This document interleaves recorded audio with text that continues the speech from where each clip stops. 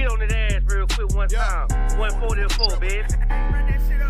They said you get on, you gon' represent. I said, of course. Soon as they crank that beat, I ride that bitch just like a horse. She about to go dumb, yeah, bitch, me whole guard. You ain't know they call me Obi-Wan. I come with the force. You gon' ride, yeah, of course. Get it lit up like a torch. You either low or this low, told that bitch is either or. Yeah, I know them niggas ain't cut like that. I swear I'm to our core. Wait up, let me make a call right quick. I'ma start another war. I was hurting when she left, but I don't care about any more.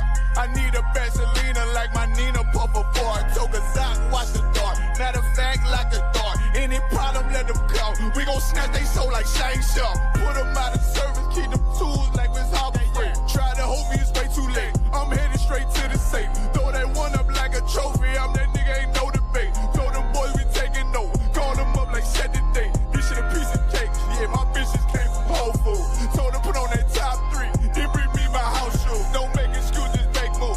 These niggas ungrateful, gotta show them UPK rules. I'm making hits like I can't lose. They said you get on, you gon' represent. I said of course. Soon as they crank that beat, I ride that bitch just like a horse. She about to go dumb, yeah, bitch, me whole guard. You ain't know they call me Obi-Wan. I come with the force. You gon' ride, yeah, of course. Get it lit up like a torch. You either low or this low, told that bitch is either or. Yeah, I know them niggas ain't cut like that. I swear I'm to our core. Yeah, I just got off the call. I'ma start another war. Spit a plate up with my niggas, get your knife and your fork. They ain't locked in with the count, and what you speaking to me for? Yeah, I just took the floor. Ain't no cowards in my campaign. They can't stop the campaign. Tell them bring the champagne. They know I'm a champion.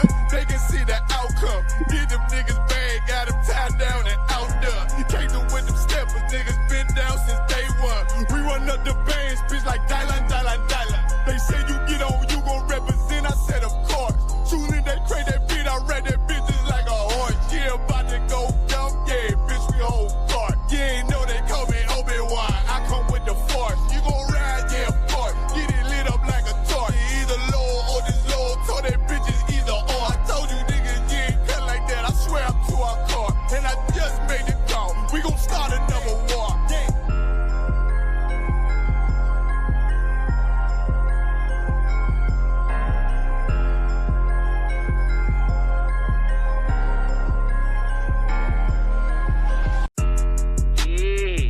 Messed up, no. Bad news is to beat your home, nigga. Yeah. Come on, get on that ass real quick one time. 140 or 4, bitch. They said you get on, you gon' represent. I said of course. Soon as they crank that beat, I ride that bitch just like a horse. She about to go dumb, yeah, bitch, me whole guard. You ain't know they call me Obi-Wan. I come with the force. You gon' ride, yeah, of course. Get it lit up like a torch. You either low or this low, told that bitch is either or. Yeah, I know them niggas ain't cut like that. I swear I'm to our core. Wait up, let me make a call right quick. I'ma start another war. I was hurting when she left, but I don't care about any more. I need a Vaseline like my Nina Puffer Ford. Took a Zach, watch. All right. Hey, Shalom, very happy to try to break the thigh. Shalom. What's going on? Shalom. Y'all about to Come, sir. All right. We got an ISUPK started at 1 West 125th Street, Harlem, New York, under command of General Yahawadah. And this is the ISUPK Orlando Tuesday night Brotherhood class. I'm here with Officer 5000 Thawashab. I am Officer 500 Chaanak. And this is the Tuesday night Brotherhood class. So with the water, clap it up, the water here for everybody attending and joining. You know what I'm saying? Hope everybody Tawab, you know what I'm saying? Yahawadah Shem Barakatham to the brothers. Yahawadah Shamar Thabashim Shah to the sisters. I do want to just say that everybody that's tuning in, that's not able to see the class on the Florida page, because currently right now we're not able to go live on the Florida page on YouTube, but we are on Facebook and on the Orlando page on YouTube in Fort Myers. So just want to let everybody give everybody a heads up or whatever. Yeah, come, so water too, because yeah, I guess they still got us. Yeah, man. I guess they're gonna try to give us a full 7 days. But maybe after today we'll be too up.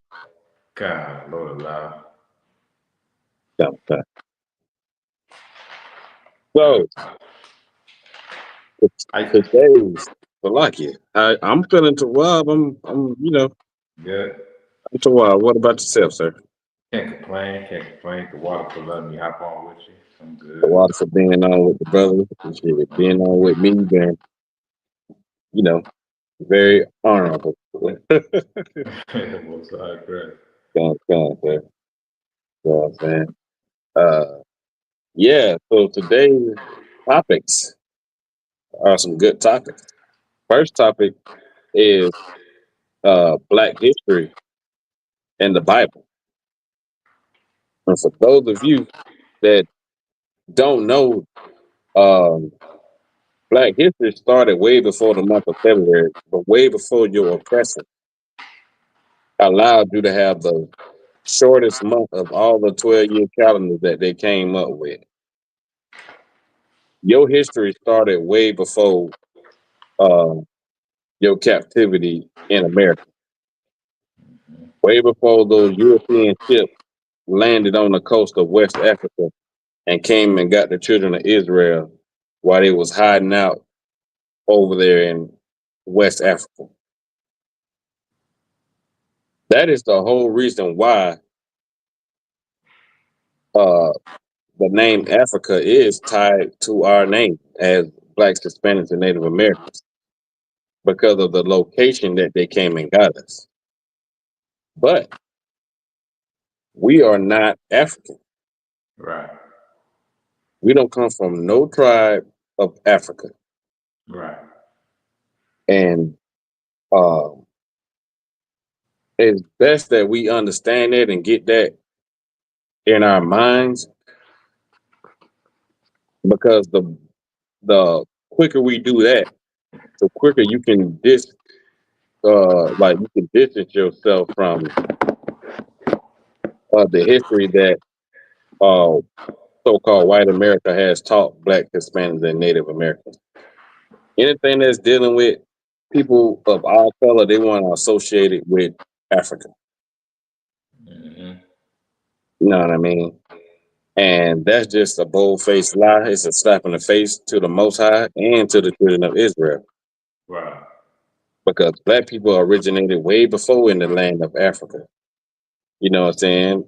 Like, what I mean by that is that's not the only place you're going to see dark skinned people. You got dark skinned people in Australia. Are Right. they Africans? Right. You know what I'm saying? The Black Chinese people, you know what I'm saying? And I'm not saying that we're connected, you know what I'm saying? The children of Israel connected with them in any kind of positive way. What I'm saying is they also have dark Chinese people in China in those woods where they're hiding, where they don't, you know, allow TV cameras to go. You know what I mean? In the Amazon, in places in the Amazon where they have stuff like that. So like, Mm-hmm. Yeah, God. You know what I mean? Just to piggyback on what the officer is saying, like skin color don't make you kin. You know what I'm saying? All skin folk ain't kinfolk. You know what I mean? It's unfortunate that we identify with a color and not a nationality. You know what I'm saying? Black is not a nationality. It's not. It's a color. It's a color that's found in a crayon box. You know what I'm saying? And these are the identities that the oppressor gave us. This is how little he thinks of us. Right? He painted us all with a broad brush to say that we're just simply black, right? Or they'll say we're African American, like as if we can be the whole continent. You get what I'm saying? Like if you go to Africa right now, nobody on that landmass identified as the whole continent. You know what I'm saying? An Egyptian is an Egyptian, right? A Nigerian is a Nigerian. A South African is a South African. They identify with their country, not the continent. You know what I mean? But for us here in the US, when they try to speak on our origin, on our national origin, the only thing they can give us is the whole continent. which makes no sense. There's no way possible black people can consist of the whole damn continent, right? So that should let you know that the identity that your oppressor gave you is not true. It's not real. It's not who you really are. You know what I mean? You're not a color. You're not the whole damn continent. All right on time. There you go. You got it away. Come, sir. The water. And what you're saying is heavy too, because they gave us bywords and names that are insult to the Lord's chosen people. Like being called an African American is an insult. Mm-hmm. Being called a Hispanic is an insult. You know what I'm saying? Like, being called a Puerto Rican or a Dominican or even like a Mexican. That is not your true name according to the Bible. But all that is tied into Black history because blacks, so-called Hispanics, and so-called Native Americans are black, and not just Right. like the color, but I mean, like they're not what you see. A lot of our history they don't want to show because they know that they whitewashed stuff, they fabricated stories, they changed the appearance of important people. You know what I mean? And that's just what our enemy has done to us. So what we're going to do is we're going to prove Black history in the Bible. So you would know that February is not our Black History Month. Mm-hmm. I mean, it's not mine because I'm Black every month, every day of the month, every day of the year. I'm an Yeah, Israelite. You know what I'm saying? right. I don't get to be black just 1 month out of 12. You know what I'm saying? And that's when people Right. want to so-called associate themselves with anything that's black, just this 1 month. Now that's when our people care about the conditions of black people, but all the other months they don't care, Right. and that don't make no sense. Right. Spend so much time worrying about other nations and what they're going through that you don't even pay no attention to your own nation. Mm-hmm. The suffering that your nation's been going through, like, and that shirt that you got on, sir, that's very hardcore because that ties Oh into man. exactly like what we Shout out talking about. to Awesome and Shy. Yahawadah, you know what I mean? Out in Daytona. Right. Right. You know what I'm saying? That absolutely ties in to our history. You know what I'm saying? And like what's going on with our ISUPK brothers, we share history with the Mexicans, the Mm-hmm. so-called Mexicans, the ISUPK or Yashikar in the Hebrew. Like we've been hand in hand, shoulder to shoulder with our native brothers and our ISUPK brothers in this captivity.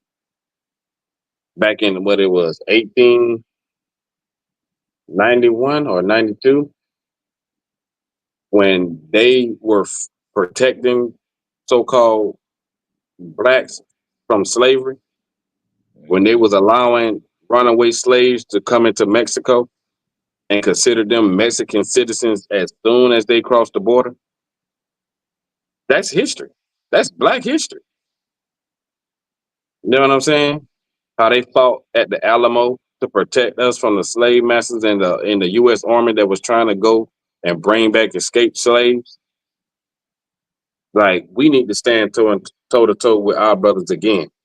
How the Native Americans joined in marriage with ex-slaves. You know what I'm saying? How they took them into their tribes and protected them too. That's a part of history that they don't tell you. Right. God.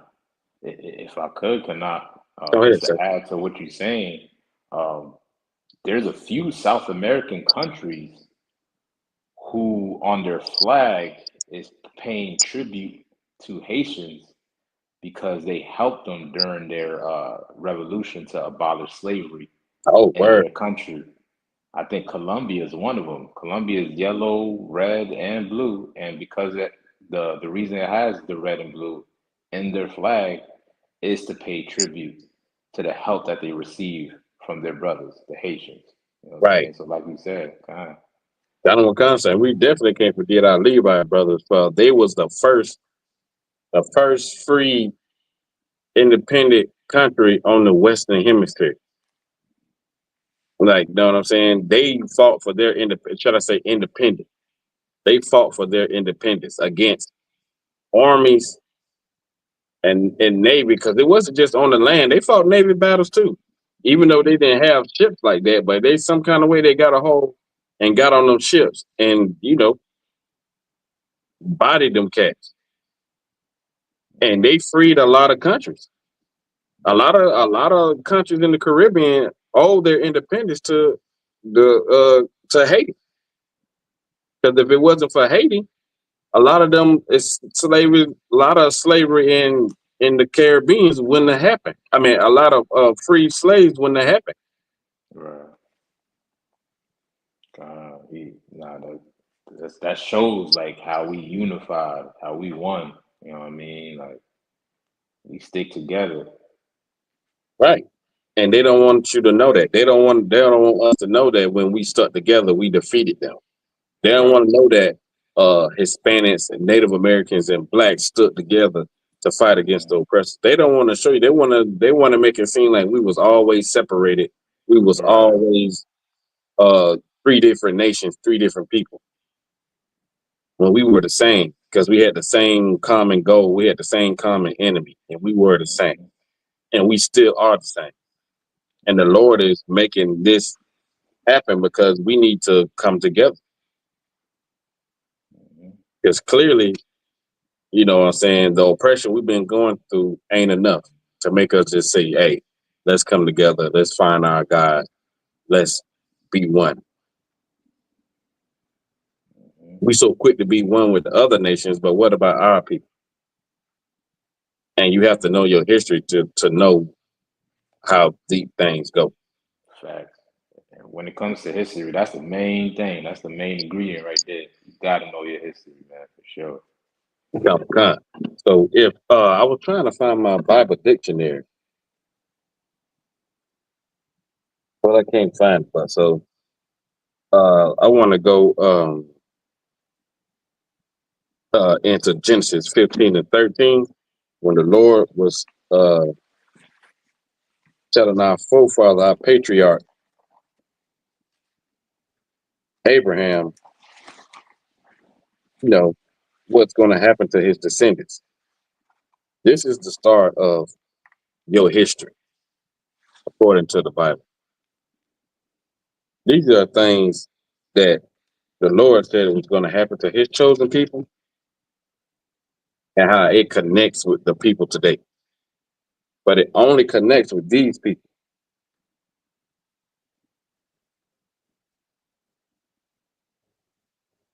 God.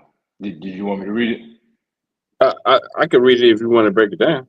No, I got it. I got it. Oh, come on, it's a lot. Yeah. If you could, for sure.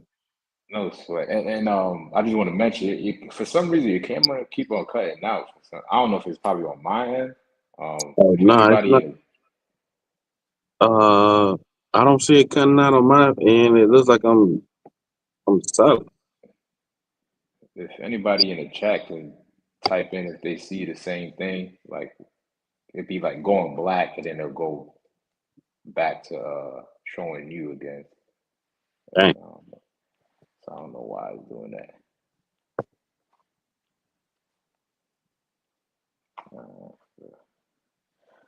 Go to Genesis chapter 15, verse 13. And he said unto Abram, know of a surety that thy seed shall be a stranger in a land that is not theirs. Right. So this is the Lord telling Abraham that his seed, and who is his seed? Isaac, Jacob, his 12 sons, the children of Israel. He's saying that your seeds, your grandchildren and your children and your children, all the way down for generations, are going to be in a land, and they're going to be strangers in this land. Meaning that they're not going to belong to this land. This is not their homeland. They're going to be strangers in this land, but they're not only going to be strangers. It's like you said, if you could go keep reading. And shall serve them. and shall serve them, meaning that they're going to be servants. A servant serves. A slave. Right, a slave. That's what the stranger is. That's what the servant is. You're going to be a slave in a land that is not their own. And they ain't going to be there just chilling. They're going to be serving. Go ahead, sir. And they shall afflict them 400 years. 400 years. Dang. That don't sound black. I don't know what it is. Right. Like, you know what I'm saying? Haven't we been over here 400 plus? Right. You know what I'm saying? God. Didn't we serve in slavery 400 years? That's before the first ship ever landed in West Coast Africa. This is before that. This is the beginning of the history of the Israelites. This is the beginning of the Lord's chosen people, where they said, where the Lord said, know of a surety, like this is really gonna happen. There ain't no guessing, or it might happen. No, this is definitely going to happen. So your seed, meaning the people of your heritage, your lineage, gonna go in the land and serve 400 years. And we done did that, what, 3-4 times over. Every time we disobeyed the Most High, He punished us by sending us into slavery. And why is that such a punishment? Besides, like, destroying us, because He promised Abraham that we would be His people. But a good question to ask is, why was it always slavery? Why did the Lord always send the children of Israel into slavery? Why did He let other nations conquer us? I mean, if anybody want to take a shot at it, you know what I'm saying? I want to take a shot at my own question. But go ahead, sir. I see you trying to say something. Nah, I was just gonna add, I guess as somebody or anybody's typing into the chat, I just want to add, because that made me think of something. With that question, people be asking where God was at during slavery. You know what I mean? Like, how come God intervened during slavery? And by you posing that question is like, should give people insight if they ever wondered where was God at during slavery. Done, sir. That's deep. That's People what they be say. asking that. God, they be saying that. God. Yeah, that's what they say. Like, why the Lord? If it did that, why the Lord is? Why was it slavery? Where was the Lord? Hey, you can't say the Lord was absent. Right. You can't say the Lord was absent during our punishment. Slavery was a punishment from the Most High. Right. And He was not absent, because ain't no way all the hellish things that they did to us as a people that we're still here today. Right. That we're still here today. How many? 92 million? How many? 78 million? How many of our Northern Kingdom brothers went in, Salaki, sir? Millions. About a Yeah, million. I know we say it's a certain number, 70-something million. Yeah, for the native Indians. Yeah, and it was like, what for the so-called Southern Kingdom? Like, what, 60 million or something like that? Right. Well, anyway, it's over 100 million put together. Over 100, and that was just the commute from there to here. From the island of Puerto Rico or Hispaniola to Spain. From the west coast of Africa to Brazil, then to the Caribbean. That was just that count. We're not talking about when they got on the land. serving out 400 years. And you mean to tell me where was the Lord? He didn't destroy us utterly, but we went into captivity. And the Lord said to Abraham, your children are going to go into captivity for 400 years. Now, let's get Exodus.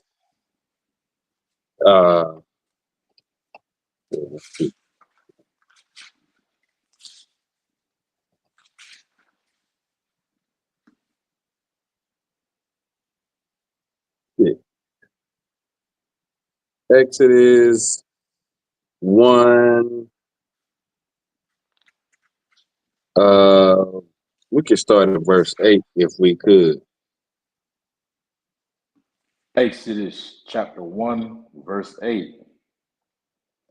Now there arose up a new king over Egypt, which knew not Joseph. Right. And this is talking about when Joseph was ruling in the king in Egypt. Like he became second to the king.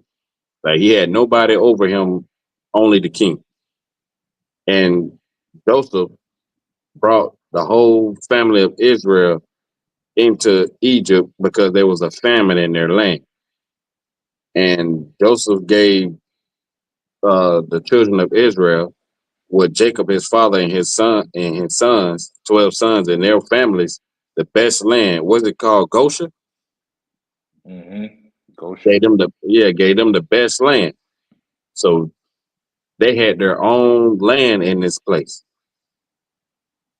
And then the Pharaoh died that took a liking to Joseph, that had put Joseph in a high position.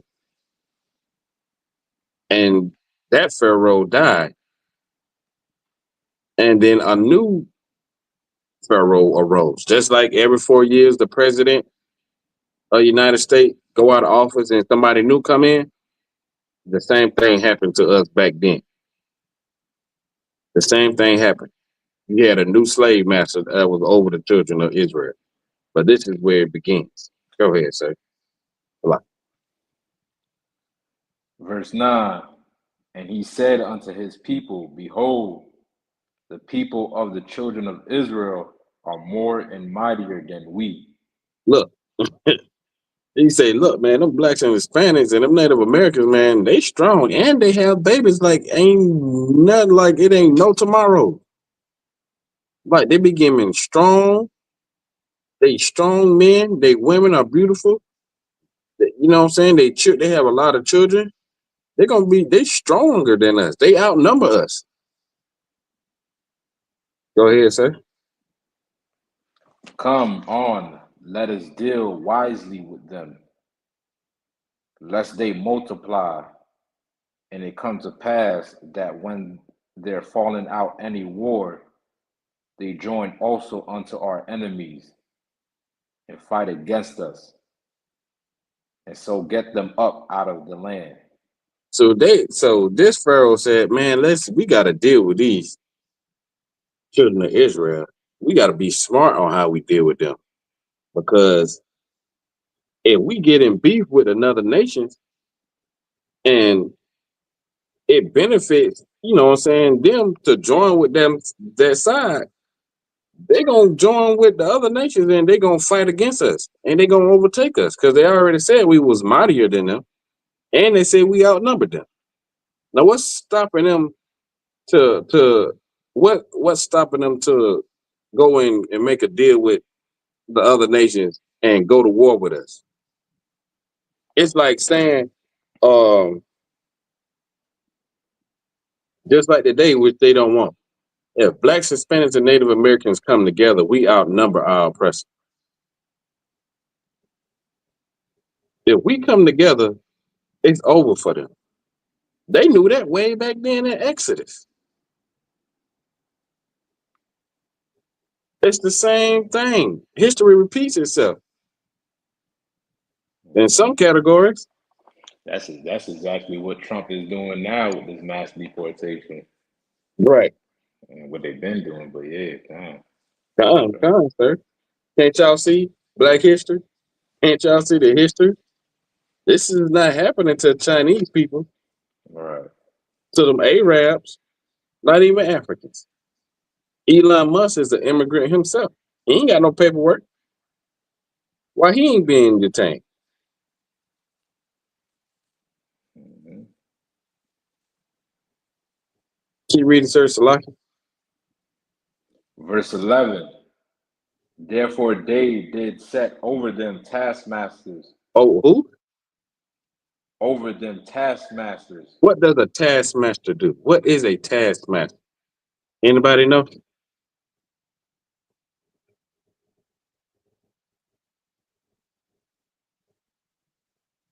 What is another word for a taskmaster?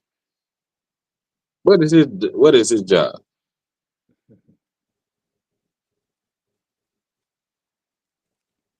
Y'all familiar with this? Black History Month.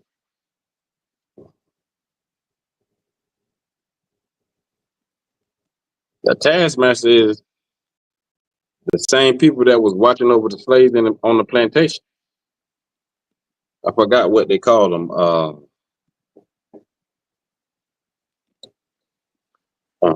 Slave master. Yeah, slave master, but you had the slave master, but he would hire people that would be out in the fields with the slaves, making sure. Overseer. That's the word I was looking for. Overseer. They had overseers, same as the slaves here. Mm-hmm.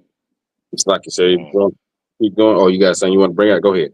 Nah, kind of. That's heavy what you bringing out. How this correlates. Like this is written thousands of years ago, and it goes perfectly with what we're going through today. Like you know what I mean. Like even after slavery ended, like these police officers became overseers of our neighborhood now. You know what I'm saying? Like they making sure they keep blacks, Hispanics, and Native Indians in line. Right. And not only police department, they add other agencies, ICE, CIA, FBI, all SWAT, all type of police agencies to keep us in check. So, Sir, and that's like you say, what you bringing out is heavy because they had that back in slavery time. They used to hire people, the police, to ride up and down the roads to make sure slaves weren't out roaming around. Like policing. And they would ride, and if a slave was caught on that road, they had to have paper from their slave masters to say that they was where they was going, and you know what I'm saying, this is the paperwork to allow them to be out. Right. And all kind of things happen to brothers and sisters while they even had a pass, because you got to remember they consider us as property. So many sisters were SA. So many brothers was beat to beyond, like, to the point of death on them roads by the overseers, by the taskmaster. It's like to afflict them with their burdens. To afflict them with their burdens. How come, like, as you're reading this, like, what's popping up in my mind is I'm picturing the children of Israel on these plantations. As you're reading it, that's what I'm envisioning. Them picking cotton. Our Benjamite brothers and sisters doing sugar cane. You know what I'm saying? Our Israelite brothers, our Ephraimite and Shemayawan in the mines digging for silver and gold. This is what this is saying. Afflict them, cracking that whip. Like, and they built for Pharaoh treasure cities, Pithom and Ramesses. And they built for them treasure cities. Who built the Americas? Who built the White House? Right. Who built the monuments? Did not the slaves of America and the Caribbean build up treasure cities? Treasure cities are like what you would call like a New York today, Washington, D.C., Miami, New Orleans, you know what I'm saying? California, Los Angeles, you know what I'm saying? Port-au-Prince, you know what I'm saying? Santo Domingo, Kingston, Jamaica. Like the slaves built these cities up. They didn't build them cities. Yep. Brick by brick. Brick by brick. Who you think built the pyramids?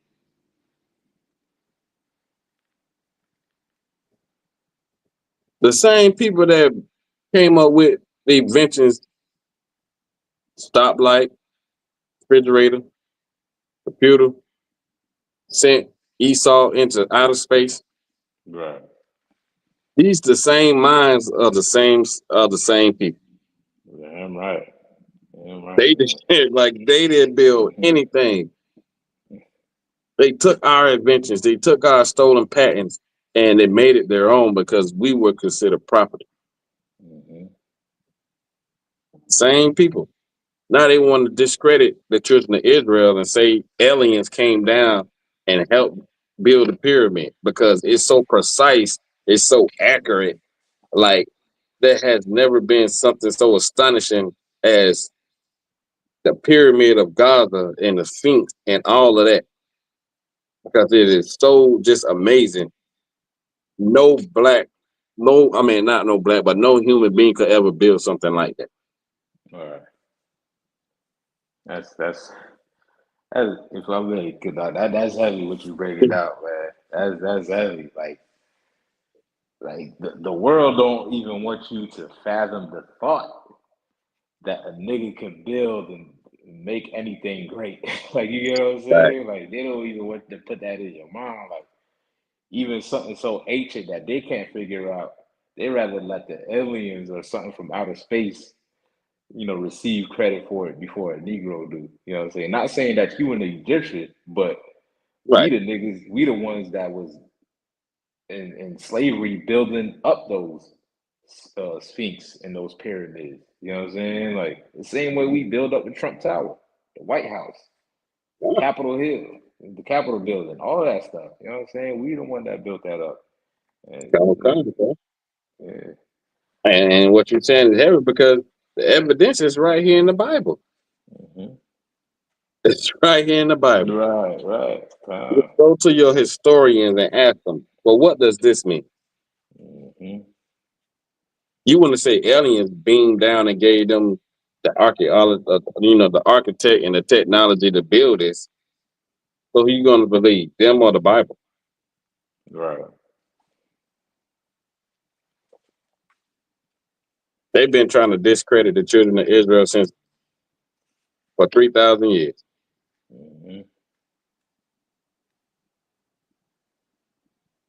They didn't say Egyptians built this. It said the children of Israel built these cities. And you can find these cities today. They probably changed the name, but they still there. Probably under all that dirt, but you can still see the pyramids. The pyramids are still standing.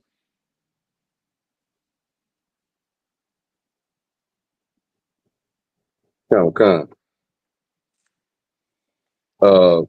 Could you keep on going, sir? To verse 13. All right. Verse 12. But the more they afflicted them, the more they multiplied and grew. Right. And they were grieved because of the children of Israel. They was like, damn, man, we've done been doing everything we can to wipe these people out. And they just still multiplying. We done put them in slavery. We done made them do our bidding. We done did everything we could do and they still multiply. Same thing with our ancestors that was in slavery. They done did everything they could do, and we still here today. And you want to ask, where was God?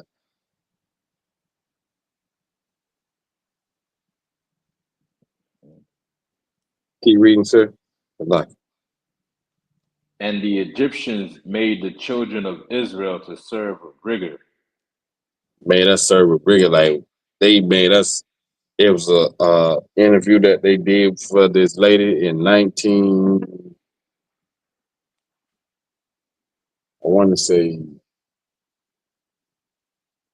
50 or 60. She was the last. She was the oldest living slave lady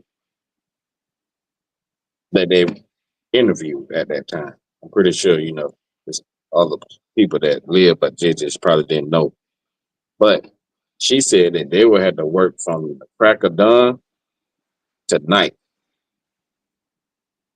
Crack of dawn is before the sun came up to night times, 7 days a week, except for a little bit on Sunday. Well, 6 days a week. Some of them had to work 7 days a week. That's harsh. That's harsh, man. All day. Very little food, very little nourishments. They had to eat what they grew. All day in the sun. The oppressor don't even treat the animals that cruelly. Right. The oppressor said you lower than an animal.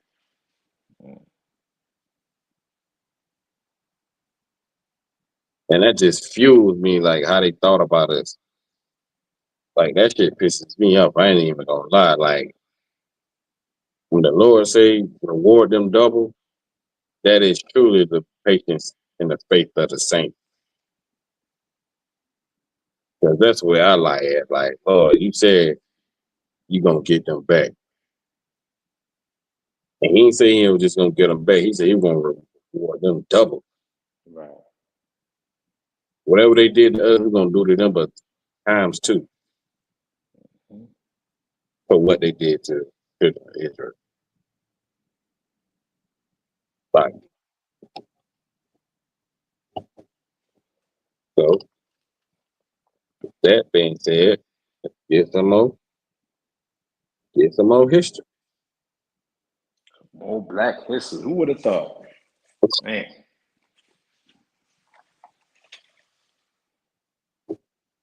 Let's go to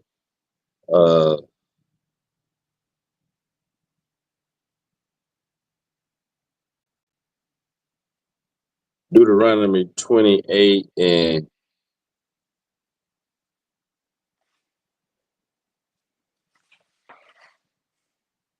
let's start at 26.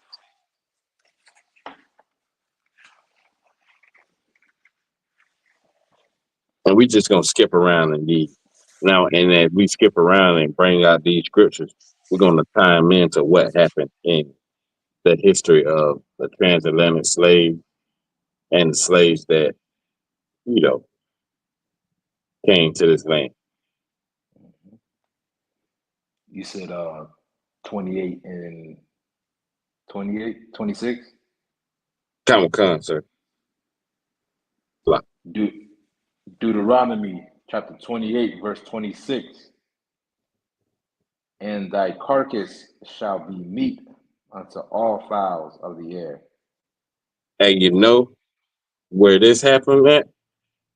Where has anybody ever heard of the song from Billie Holiday, Strange Fruit? You know why she called it strange fruit? Because when your oppressor hung the children of Israel in trees, they would dangle from the trees like fruit, dangle like a fruit tree. She called it strange fruit because that's strange to have a human body just dangling out of the tree. Who would tie them down? Who would get them down? Nobody would get them that. Could you read it from the top again, sir? Deuteronomy chapter 28, verse 26. And thy carcass shall be meat unto all fowls of the air. The birds, the buzzards, the crows used to pick at our bodies that was still hung in the trees after your oppressor left you up there for days and weeks. This is a curse. This is a sign that identify who the children of Israel are, because the Lord said the children of Israel are going to go through these curses for disobeying my word, for not following my laws, statutes, and commandments that I commanded them to do. Keep reading, sir. So like, And unto the beasts of the earth. you know, they used to let dogs. Everybody done seen Django. When they let that dog eat that man alive,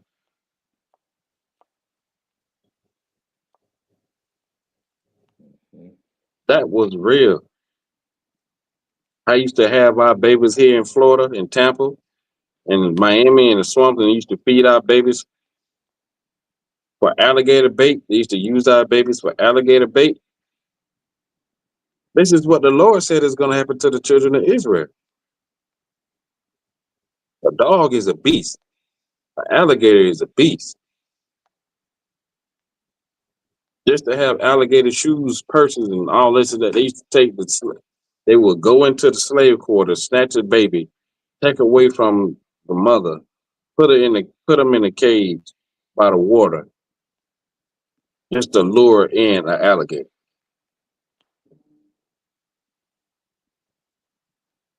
Sometimes they would catch the alligator before, the baby was unalive. Sometimes they didn't. Majority of the times they didn't. If they wanted a big one, they didn't care. When the slave was caught running away from the plantation, they would train their dogs to eat people. They would starve them and feed them different things. So when they gave the command to sick them, they would let that dog tear that person apart.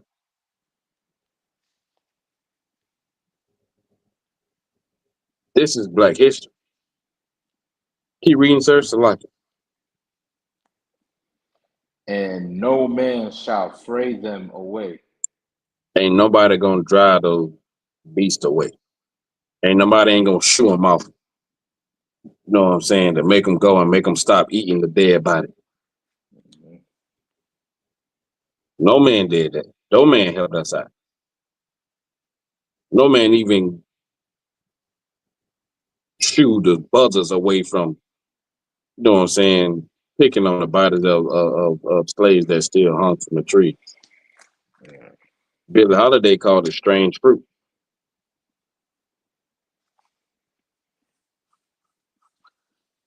If I may too. Come on, sir. If I may, like, if these people can do these things to you and they think so little of you, what makes you think they gave the slave a proper burial? Like, wherever you died at is where you died. Right. You know what I'm saying? And your body just stayed right there. They ain't gonna waste their time to dig a hole in the ground or create a tombstone for you, and they ain't doing all of that. Where you died is where you died. Right.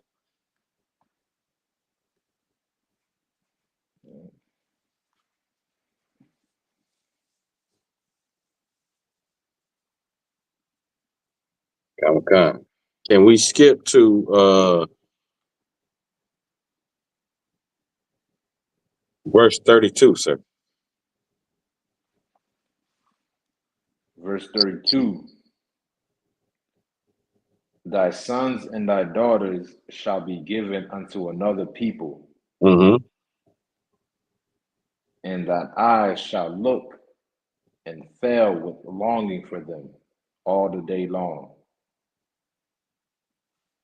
And there shall be no might in thy hand. When they came and they sold our children to other plantations,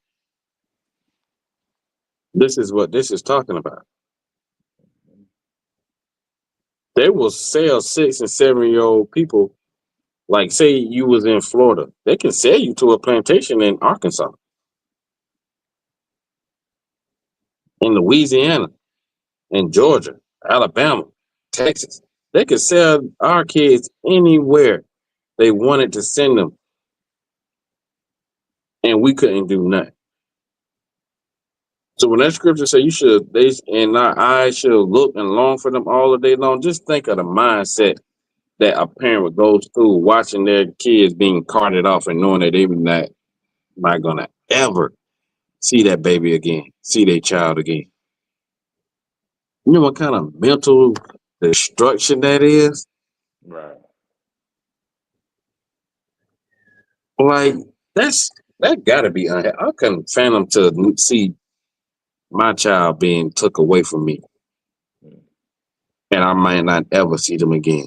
Don't you know that's what our Issachar brothers and sisters are going through right now? Right. I seen a video where they was bringing up the charges on this kid had to be at least 4 or 5 years old, and he's being charged with being an illegal immigrant, and they got the translator on his head reading him the charges. He don't know what that is. He don't know what he did wrong. If he did anything wrong.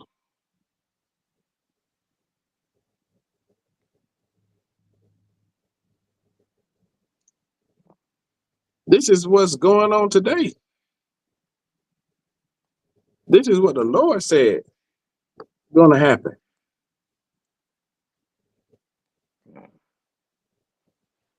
It's crazy. Like if I could add, man, that's crazy. That's crazy for a child to experience that. You know what I mean? At such a young age, that's sad. That's horrible, sir. Mm-hmm. That's horrible. Just when they thought they got away from the last time for being locked in cages, here come the cages back again. Mm-hmm.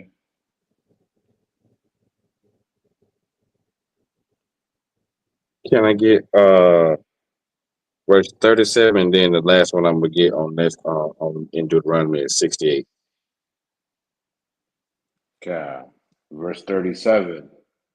And thou shalt become an astonishment, a proverb, A proverb, and a byword, and an African American, and a Puerto Rican, and a Mexican, and a savage, and a wetback, and a Haitian, and a Dominican, and a Cuban. All these are bywords and proverbs because they are not who you are according to the Lord. Keep reading, sir. among all nations whither the Lord shall lead thee. All the nations call you these names. They don't call you the children of Israel. They call you everything else but the children of the Lord or the Lord's chosen people.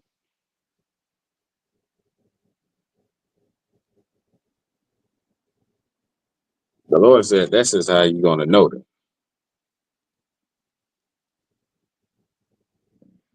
Can I get 46 before you go to 68? God. Verse 46. And they shall be upon thee for a sign. For a what? For a sign. All these curses going to be upon you for a sign and a what? And for a wonder. Mm-hmm. And upon thy seed forever. That's how you know who the children of Israel are. Because everything that was read in what we brung up, that was a sign to show you like, hey, the Lord said this is going to happen to the children of Israel. Who that happened to? It didn't happen to everybody. It didn't happen to them Jewish people, them fake Jews. When were they hung from trees? When did they have to work in cotton fields? When did their children get sold? Not took to concentration camps. I'm talking about being sold for slaves. When? They got the Diamond District. They own every every broadcast system on the damn planet. Damn near. All the music industry companies, they own them.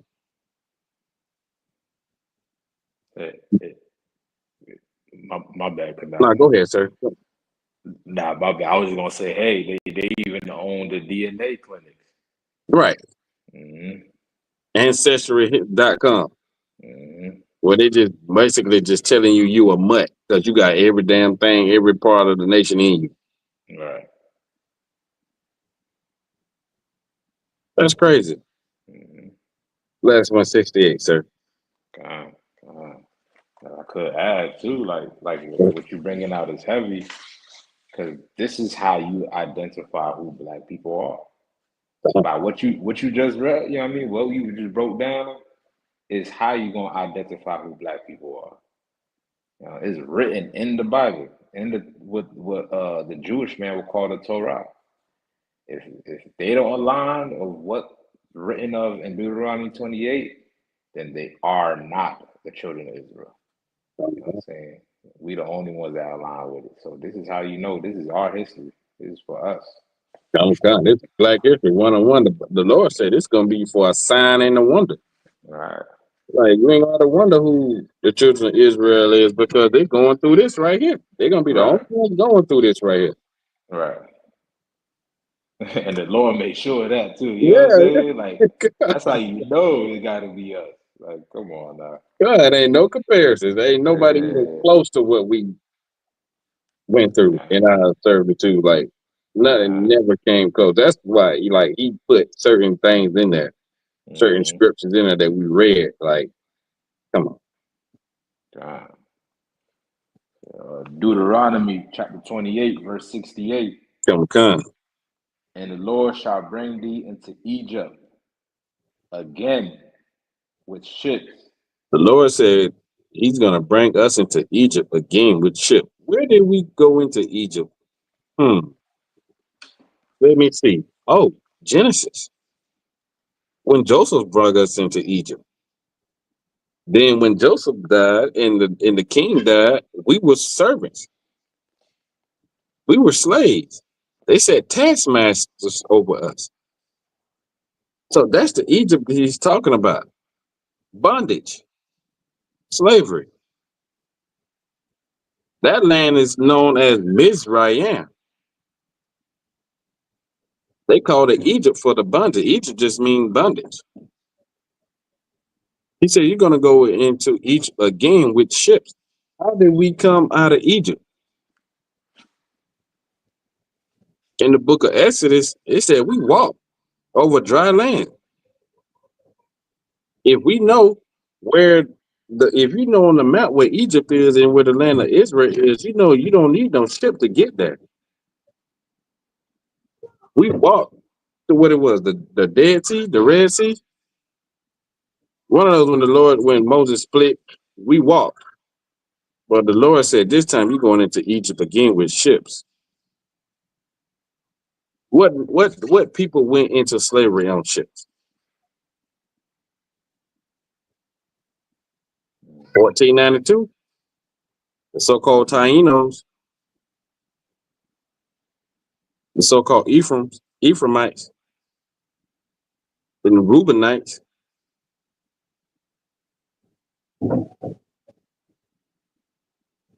so-called tribe of Judah, Benjamin and Levi, in 18 something. Forgot when that started. It's like, can you read it, sir? Nah, if I could. Go ahead, sir. Salaki.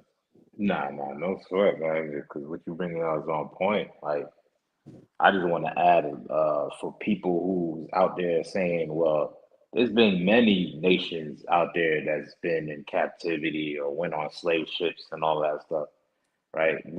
This is different from being a casualty of war, right? This is far different from that, right? Because out of all the groups of people that have been on slave ships, that's not of the children of Israel, they still have their identity till this day.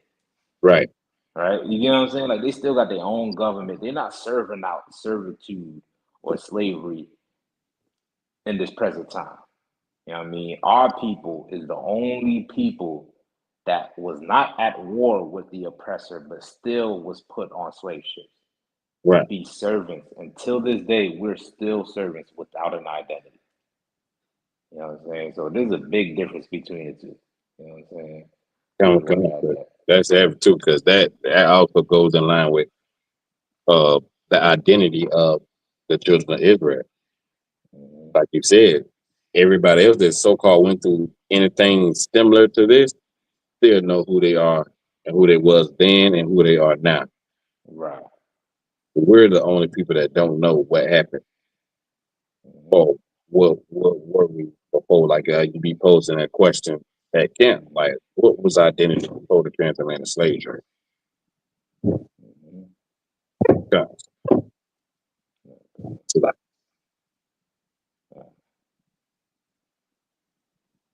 All right. Hope y'all can still hear me.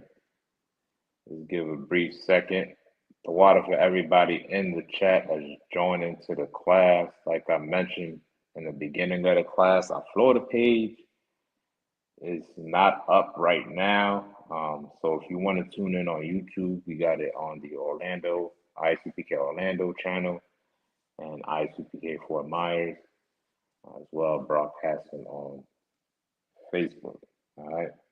So I'm going to continue to read on until the brother gets back. I'm going to start from the top, all right? There you go. Come. All right. You want me to read on? Come, sir. The water, please. All right, no sweat. All right. By the way whereof I spake unto thee, thou shalt see it no more again. We wasn't going to see our homeland again. We wasn't going to see those conditions again, because the Lord had brought us out of that. But we disobeyed him. So this is what happened. Go ahead, sir. And there you shall be sold unto your enemies. Oh, we should be doing what? Sold. And you want to say, well, other people went into captivity. They wasn't sold. Right. They wasn't sold. This is the difference. This is, you know what I'm saying? Mm-hmm. This is the distinction between them and us. Mm-hmm. They went to slavery on ships. Then when they got there, they were sold. Go ahead, sir. Unto your enemies. Unto your who? Enemies. Who were we sold to? The so-called oppressor. The Lord said, they're your enemies. Don't ever forget that. The Caucasian race. Right. So-called white man is your enemy. Never trust our enemies. When has they stopped becoming our enemy? When? You want to be in the illusion and be delusional and say, well, we ain't in change no more. We ain't in change no more. We ain't on a plantation. But look at what they doing to us. The same thing they've been doing. These people are your enemies, and the Lord says so. Not me, not Officer Tawashad, not nobody else but the Lord. Keep reading, sir. A lot. For bondman and bondwoman, and no man shall buy you. For slave man and a slave woman, and nobody gonna be able to free you out of this captivity but the Lord. And we was African, all that gold they got over there. Why come they couldn't rowing them damn boats, tons of gold to say, hey, we're gonna buy our people back. Right. Diamonds are found in Africa. Gold is found in Africa. How come they couldn't come together with a ransom and say, hey, man, we want all our people back? Deport them back over here. We'll pay for it. Because they know that we are not their people. They are not our people. We are the children of Israel, the chosen people of the Lord. That's right. So with that, that's Black history in the Bible 101. Damn right, man. That's right there. Black history. I guarantee you they're not teaching this in the public school system. You know what I mean? Especially in that church. Like that's heavy. That's mind blowing right there. I mean, it's been a long going wonder of who so-called African Americans are before they became slaves. Like, you know what I mean? Like, you got all type of DNA testings and all type of theories. Maybe we was the Egyptians. Maybe we were the original Native Indians. Maybe we this and that. The Bible is a clear description of who you are. Clear. You know what I'm saying? Like how could this not fit us? Right. That's crazy. This is crazy, man. I don't know. Yeah. Got it, sir. Black history, man. Black history. What's next, sir? Oh, what you want to dive into? What's the next one? What's the next The topic? next topic. You know what it is. What is it, man? What is it, man? My bad. What mindset you should be in when facing adversity? When facing adversity, Most High Christ. What mindset to be in when facing adversity, man? Did you have any scriptures that you want to pull on that? Anything? So I was just gonna, go off your lead. Okay. I did have a couple that we could briefly go through. Let's get to them then. We ain't get nothing over here. We are priest and prophets, study of the Lord. I know you got a couple of headshots in that artillery over there. Most High Christ, man. A couple of them you are familiar with as well. I guess I'll start out with Ecclesiasticus chapter 2 and verse 10. Oh, we can start at verse 1 and then jump down to verse 10. But yeah, man, this book, how the brother was bringing out, is for us. All right. First, we got to understand who we are and understanding that the conditions that we go through and what we face today is written of in the Bible. All right? Everything is explained. The day-to-day life of a black man, Hispanic man, Native Indian man is prophesied in the Bible. The whole black experience is prophesied in the Bible. Well, here's the blessing. Here's the good thing, the gospel, the good news that comes with it. The Bible also explains how to cope with these day-to-day experiences that we suffer here in America. Yes, it's very unfortunate, you know what I'm saying? But the Lord does not give us permission to break away from his law, statute, commandments, right? He gave us the greatest key to survival, to coming on the other side of this oppression. And that is called the Bible, man. If it was used properly, if it was properly taught, that it is specifically and exclusively for Blacks, Hispanics, and Native Indians, just imagine how many great wonders it could do for our communities. Because out of all the nations on this earth, I don't find nobody else suffering as much as we are. You know what I mean? Like, especially the services that we do, like, you know what I mean? And I'm sure Chaanak can back me up on this. Like, we deal with all type of people in the day-to-day, and we are going, Black people with Hispanic people, Native Indian, we're going through it. I know it's not as clear. I know the lines is a little bit blurred for some of us because we're so fascinated with the entertainment world and with these celebrities and how much money that they have, that we think that we are included and we ain't not going through hell, man. A lot of us in the day-to-day, in the real world, is going through hell. You know what I'm saying? Well, the Bible will give you the help that you need. You know what I'm saying? So let's go ahead and get that whenever you're ready. So you say chapter 2, verse 10, right? Con, you want to start at 1? What you think? Oh, whatever you want to start, sir. We can start at 1. It don't matter. Yeah, let's just start at 1 and then we'll jump down to 10. So, the book of Ecclesiasticus, chapter 2, verse 1. Mm-hmm. My son, mm-hmm. If thou come to serve the Lord, oh, that's my favorite scripture. Yeah, I already know. I already know. The lucky. Yeah. My son, if thou come to serve the Lord, Mm-hmm. prepare thy soul for temptation. Right. He's speaking to his people, right? Son is it represents a child, right? We are God's children, so this fits us, right? Because we being persecuted, we the one that's going through adversity, we the ones that's going through tribulation.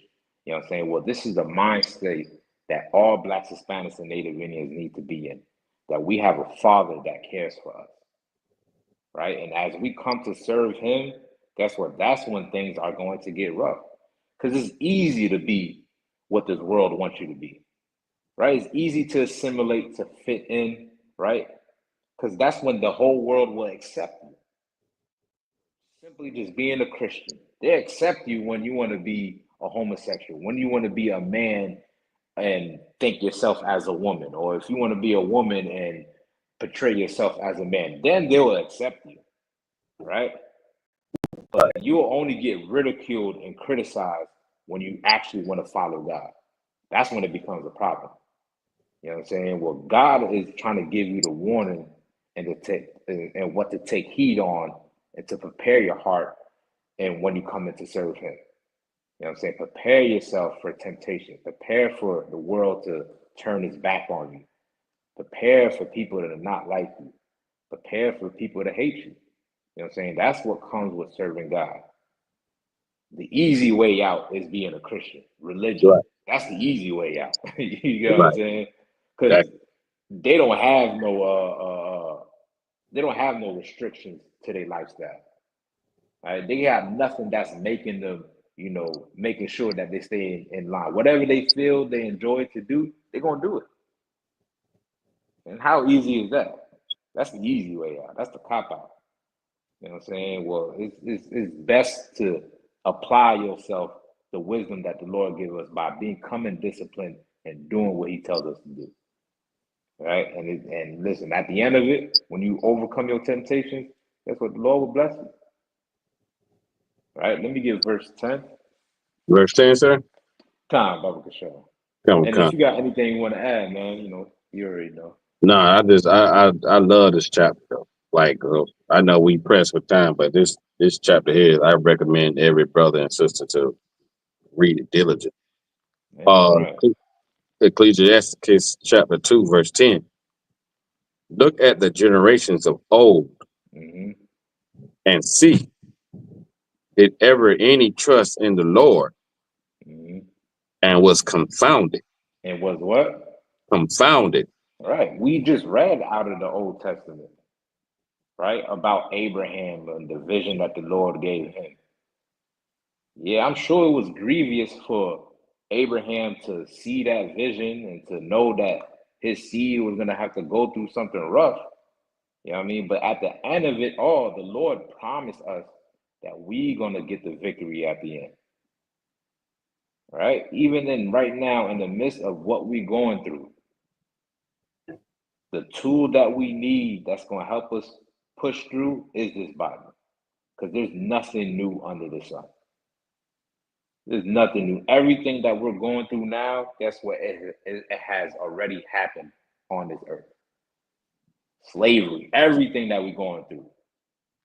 Not having an identity, losing your language, losing your culture. Everything that we experience right now has already happened on this earth. Right? The Bible is like the wise OG on. I know they don't have that no more. The OG of the block. You know what I'm saying? He's the big brother. Right. The one that's supposed to pass you down the game on what to do and what not to do. This is what the Bible provides for us. You know what I mean? Like some of us, we've been on this earth for quite some time, not too long, some 30 years, 40 years, right? 20 years, right? And this earth has been here for thousands of years.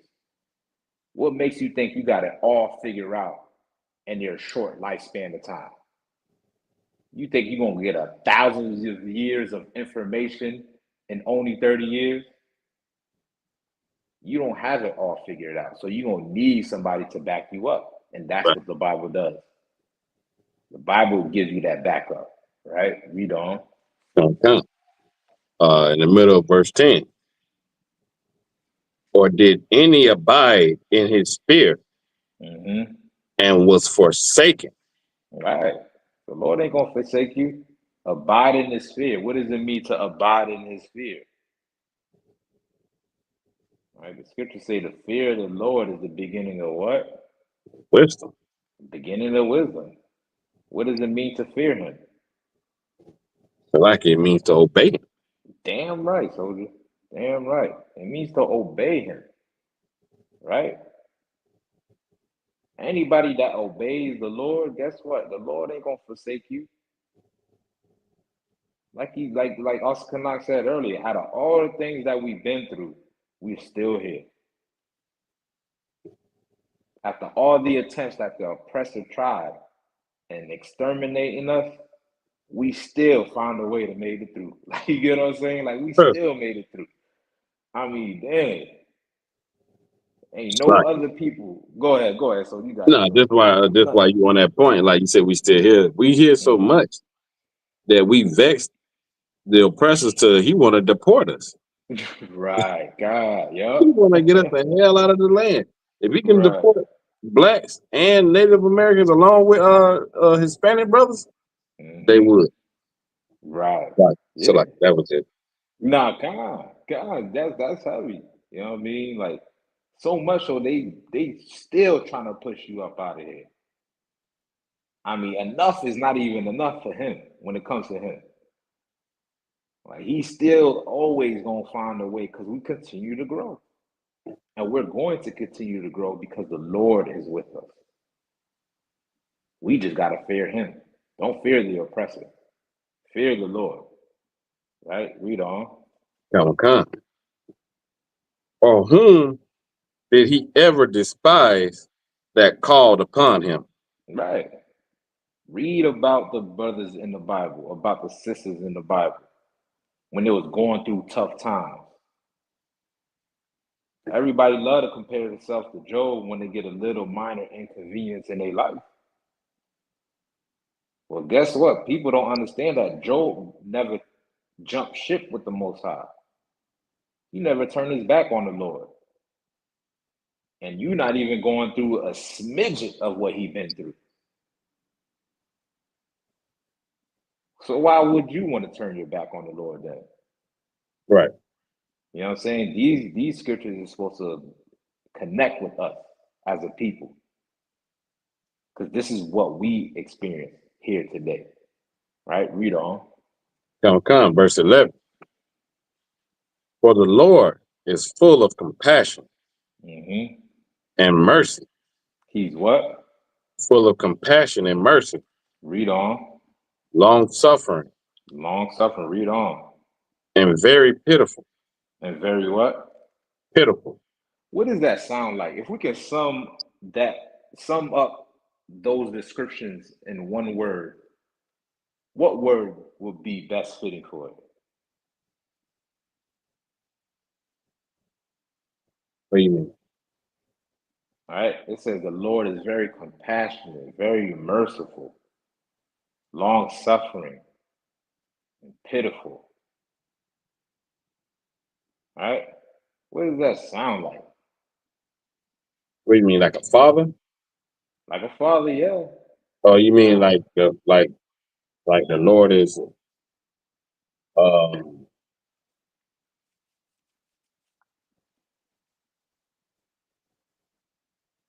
like the Lord is like he's there? He's there for you? He's a father, he's there for us, right? But if we want to use one word, What, love? give the brother a hand. I started to say that at first, but too. Right. And here's the thing, like the world won't even see it that way. You know what I mean? Because we only think of love as just simply an emotion. Right. You know what I'm saying? But when it comes to suffering for it, right, we're not willing to hold on to it. You know what I'm saying? Well, the Lord ain't never gave up on us. You know what I'm saying? He's even in our lowest point, he still has compassion on us, still has mercy on us. So much so that he gave us the ISUPK. That's mercy. Right. You know what I'm saying? Like, he didn't leave us without knowing the truth. He gave us that sanctuary. You know what I'm saying? Because the Lord is long suffering. He loves Blacks, Hispanics, and Native Indians. He don't love nobody else. He don't want us to die because of our sins. The scriptures say the Lord takes no pleasure in the death of him that died. He's not happy to see a Mexican child being separated from his or her mother. The Lord is not pleased by seeing a 14-year-old get shot down by a white police officer. He's not pleased by that, man. He's not pleased by seeing a black man being choked out for 9 minutes until he runs out of breath. He takes no pleasure in our suffering. It's because we turn our back on him.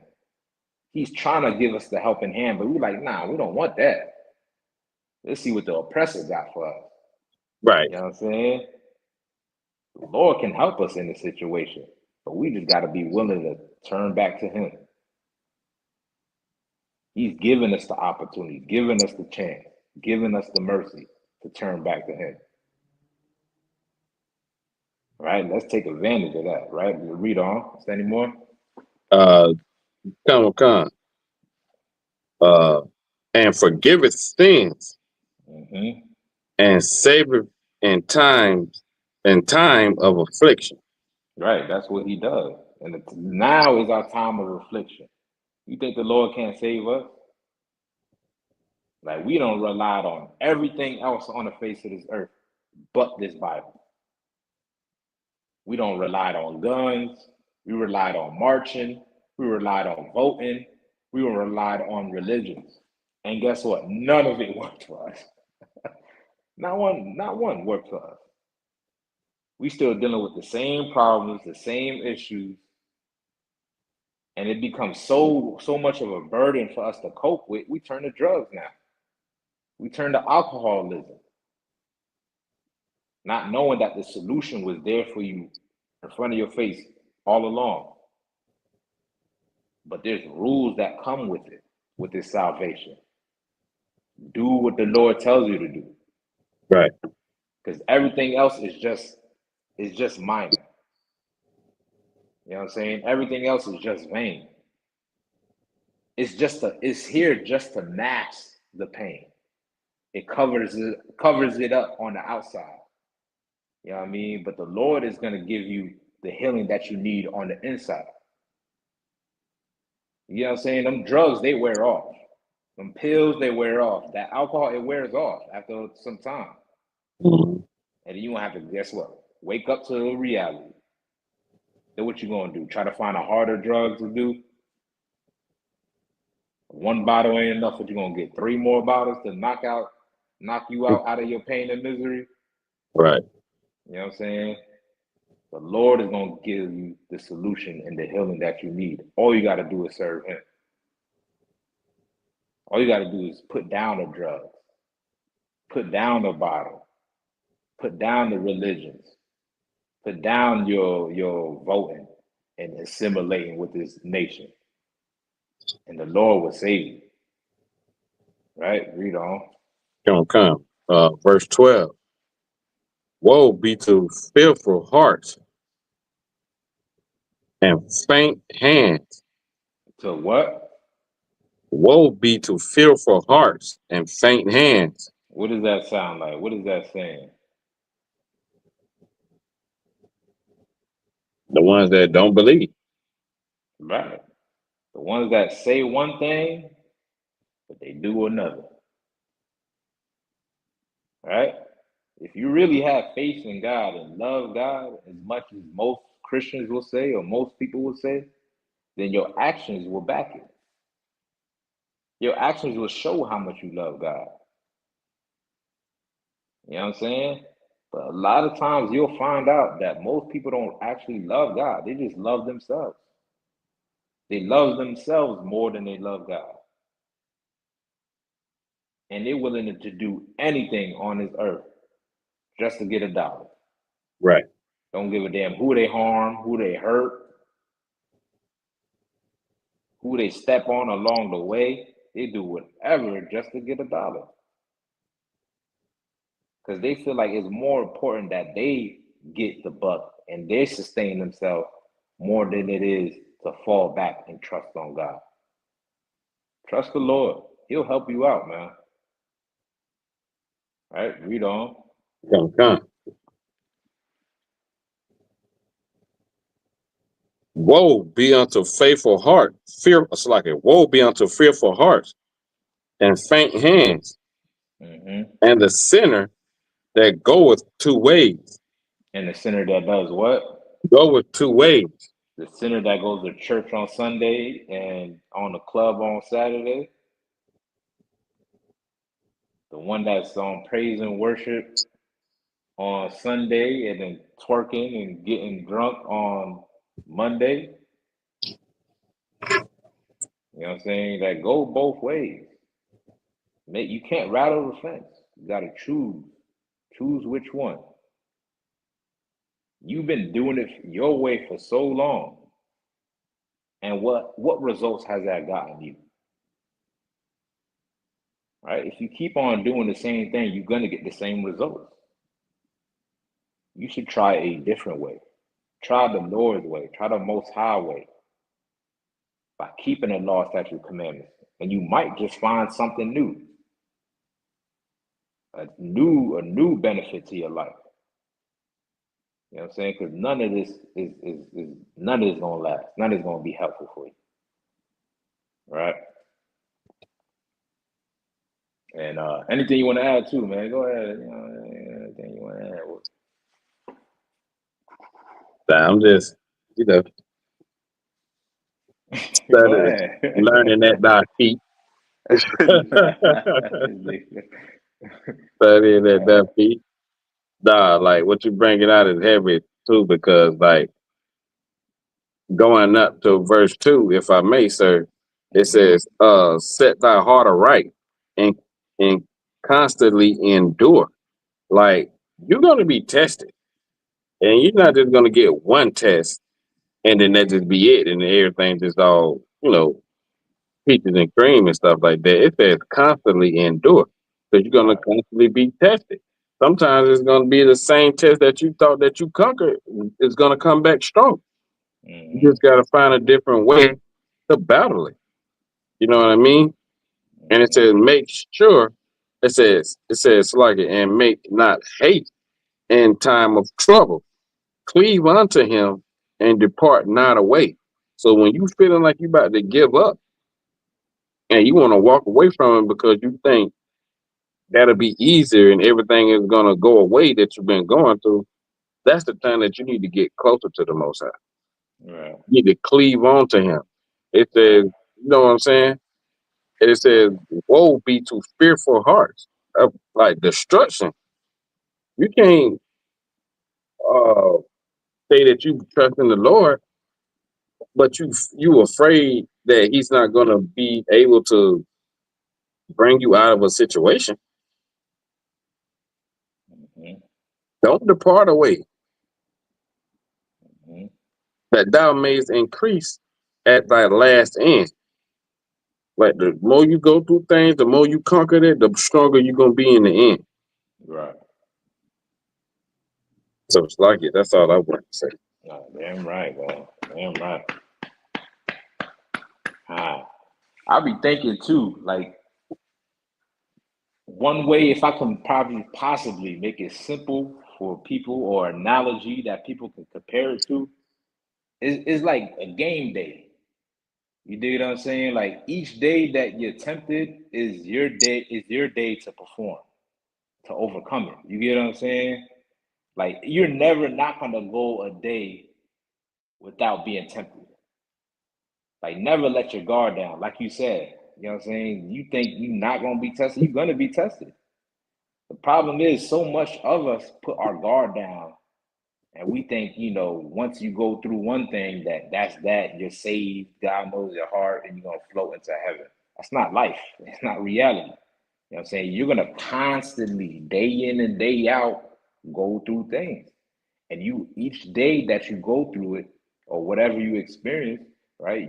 That's your opportunity to show that you stand with the Most High, to battle it out, to fight it, to overcome it. You know what I'm saying? So that way, in the latter end, at the end of it all, like the finals or the championship, you know what I'm saying? You'll get your ring, you'll get your trophy. You know what I'm saying? Because you performed at maximum level during game day, during your time of temptation. When things got rough, you didn't turn on the Lord. You fought back. You know what I'm saying? Those are the ones that's going to win. Just like somebody that play in the sport. You know what I mean? So you got to constantly endure, man. That's heavy. That's heavy. You brought that out. There was anything else you wanted to read on that? All right. Can I get 2nd Ezra 7:7? Baruch Shah.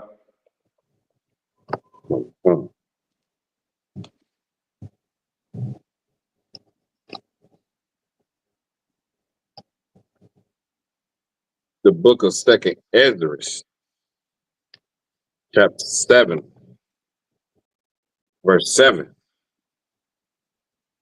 The entrance thereof is narrow and is set in a dangerous place to fall. You probably gonna have to read up a little bit where the angel starts to explain that to him. Is that verse 3? I think it's verse. Actually, I think it's verse 2 or 1. You might as well just start at 1. All right. Contents. Okay, you got it. The book of 2nd Ezra, chapter 7, verse 1. And when I had made an end of speaking these words, there was sent unto me the angel which had been sent unto me the night afore. And he said unto me, Up, Ezra, and hear the word that I am come to tell thee. And I said, Speak on, my God. Right, then said, go ahead. I just want to just explain it a tad bit. This is an angel speaking unto the prophet Ezra. You know what I'm saying? And he's going to break down to him how life is, how earth is set up to be, and what we need to do while we're in it. Right? Read on. Come.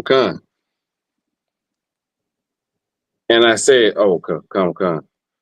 Then said he unto me, The sea is set in a wide place, that it might be deep and great. But put the case,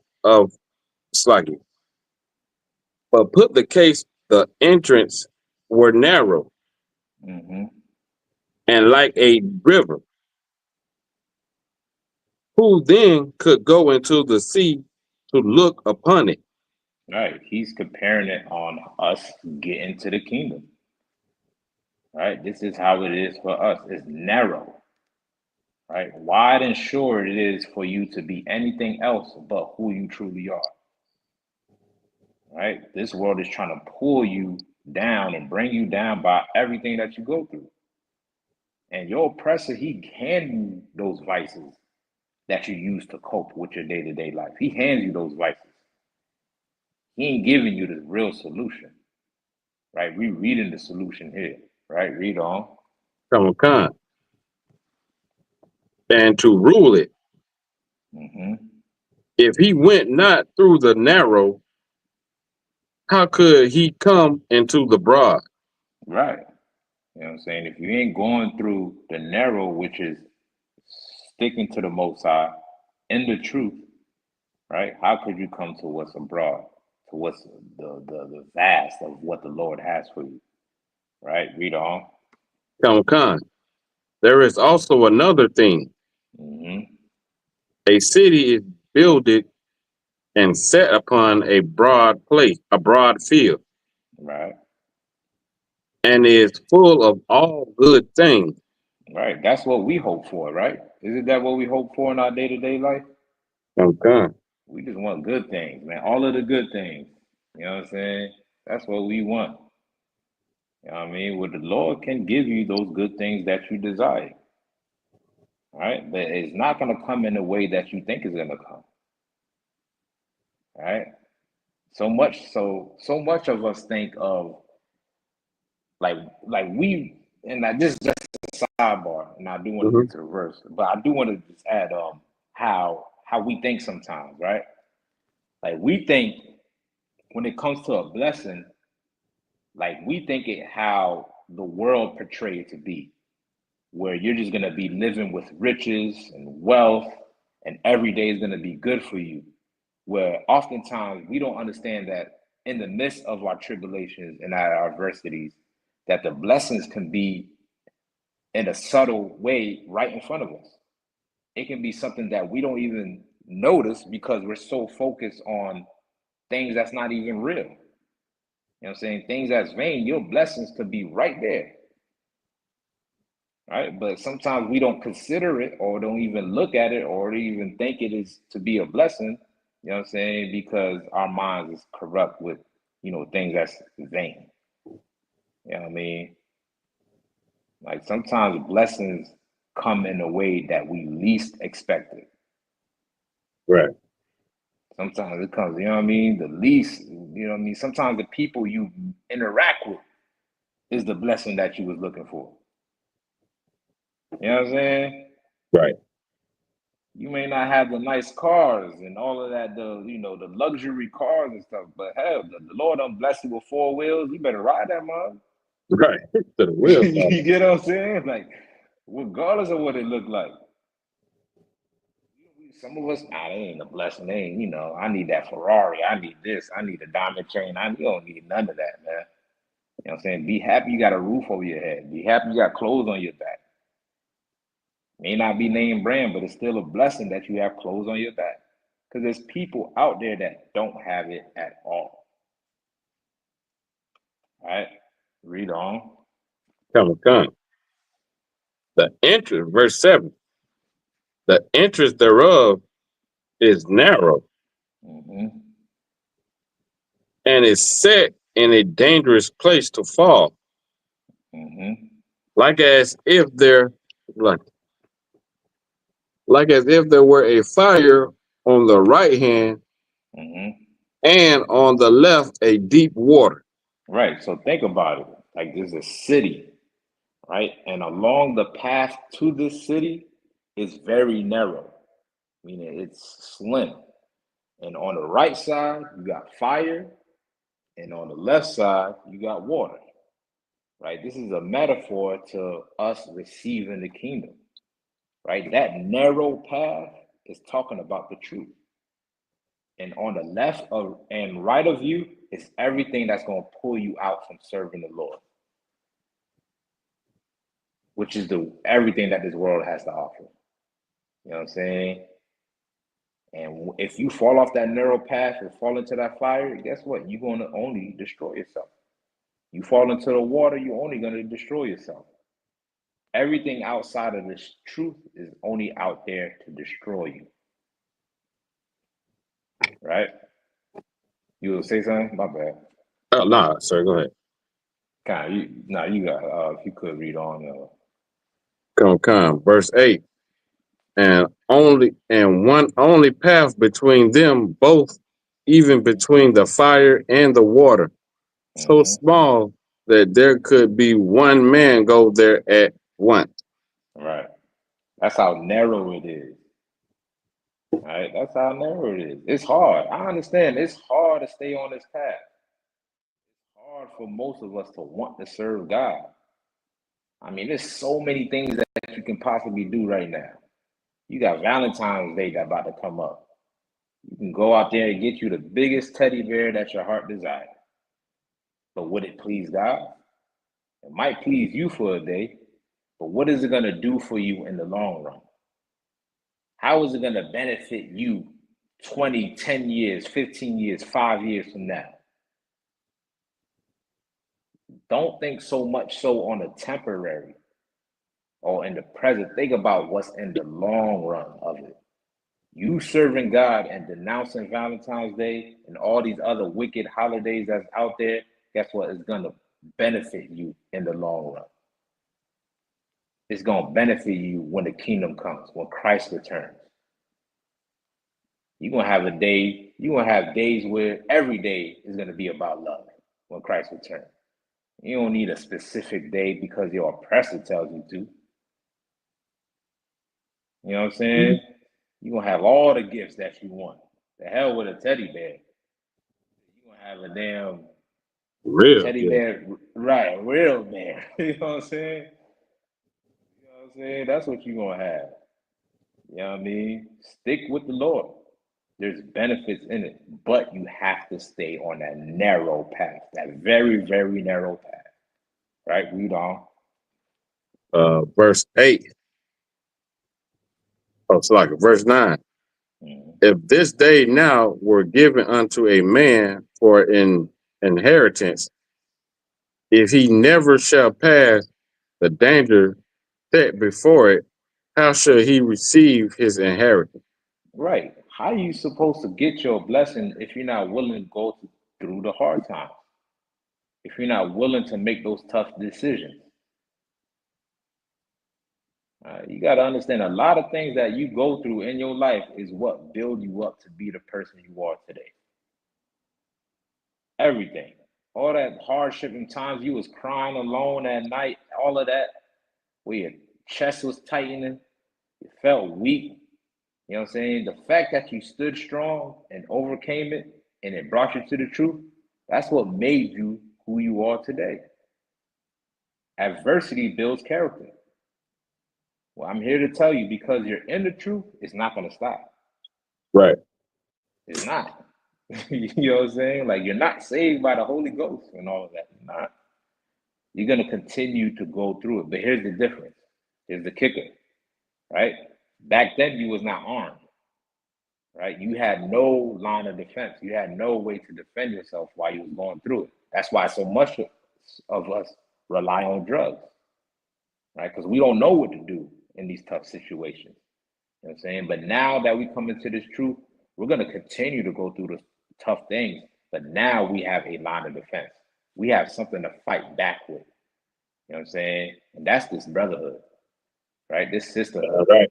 You know what I'm saying? We've been given something that we can fight off this hard time, these tribulations, this suffering, this depression, whatever you suffering or going through. You got something that can fight it off with. You know what I'm saying? The scriptures say 2 are better than 1. You know what I'm saying? The Lord gave you soldiers. He gave you priests and prophets, brothers and sisters, mothers, uncles, cousins, a whole new family, you know what I'm saying, to watch over you. You know what I mean? The Lord will never forsake you, but you got to be willing to stand strong through these tough times.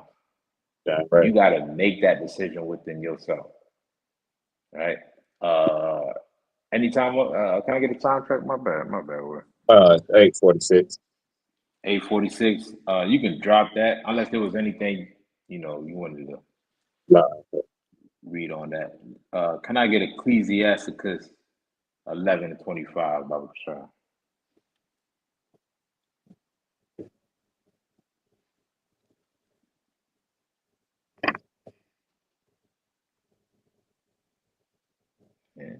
And it's just very important that we, go through this, especially in the times that we in today. You know what I mean? Like, you got what is called Black history, and yet Black people are still dying. We're still being murdered in the streets. You know what I'm saying? So we're gonna need some extra courage, some extra strength to overcome all of this. All right. So whenever you got that, you can go ahead and read word. Come, sir. The book of Ecclesiastes, chapter 11, verse 25. In the day of prosperity, there is a forgetfulness of affliction. Right, and this is something that the Bible is trying to get you to take heed of. Right? While things is good, guess what? Don't forget where you came from. Don't forget all the times that the Lord stood with you when nobody else will stand with you. Don't forget all the pleading that you did just to get through these doors, just for you to get amongst these ranks, just for you to get the new Hebrew name. Don't get too complacent and thinking that the battle is won now. You know what I'm saying? In the day of prosperity, a lot of us tend to forget when things was rough, and we get too full of ourselves. You know what I'm saying? What you want to ask from the Lord is to provide us what is sufficient for us, what is necessary for us. You know what I mean? Don't give us too much. Don't give me too much, Lord. Just in case, if you give me too much, I get too greedy and forget about you. But at the same time, don't give us too little, or else I'll start to get hungry and I'll curse you. Right. Turn my back away from you. You know what I'm saying? But give us exactly what we need in order to get through this day. You know what I'm saying? That's the spirit and the mindset that you want to be in. Get what it is sufficient, what is necessary, what you need in life. You know what I'm saying? And the Lord will take care of the rest. All right, read on. Come. And in the day of affliction, there is no more remembrance of prosperity. Right. And when we go through it, we forget that the Lord can bring you up out of it and give you prosperity. All right.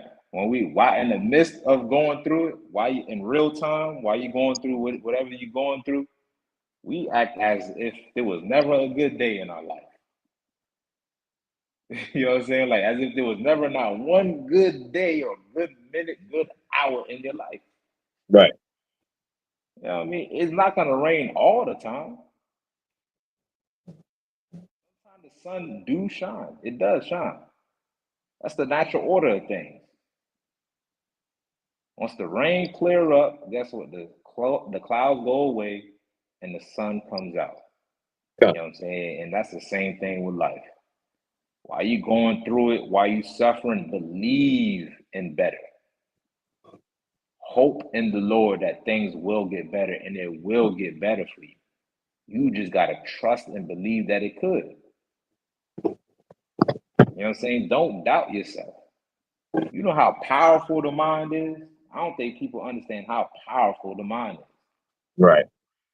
You know what I'm saying? The things that you think of and put in your mind, you know what I'm saying? If you're not careful, you know what I mean? They become your reality. A lot of times, the things that we suffer, a good percentage of it be mental, and the lesser percentage be physical of what's really going on. You know what I'm saying? But a lot of times we suffer through our perception. You get what I'm saying? Because of our perspective on things, our outlook on things, we suffer. But if you change your mindset, your outlook, and understand, like, yes, the Lord is with me. He's on my side. I'm doing what he tells me to do. I'm not eating this pork no matter what. I'm not celebrating no Christmas no matter what. I'm not joining this world no matter what. Guess what? The Lord will be with you. And he will help you overcome whatever you're suffering from. Do not Christians think like that? Right. Right? You can't tell a Christian nothing. Mm-hmm. You know what I'm saying? They is confident in thinking that they can, run everything and overcome everything.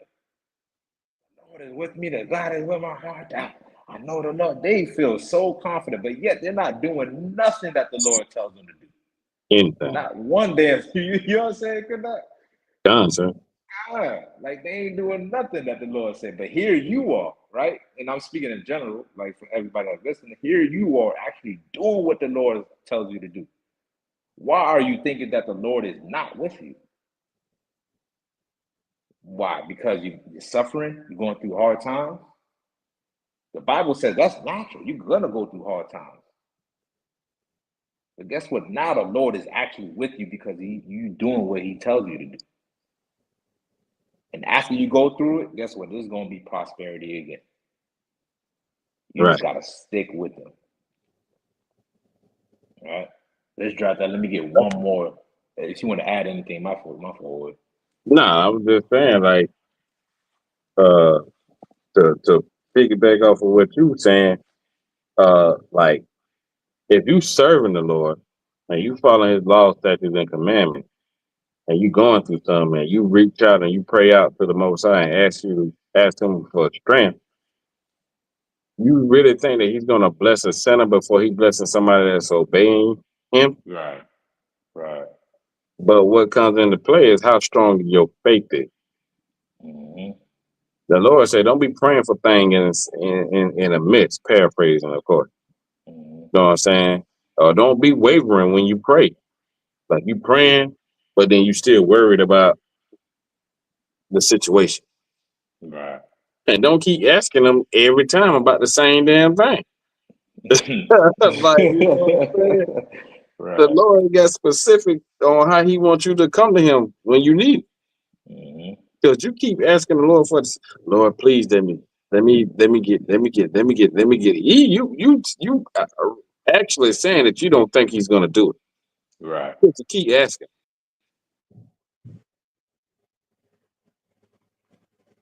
So just make sure that your faith is strong when you doing and you asking the Lord for, you know what I'm saying, a favor or for some help or strength. Pray for strength also, not just to get you out of that situation. Pray for strength and understanding.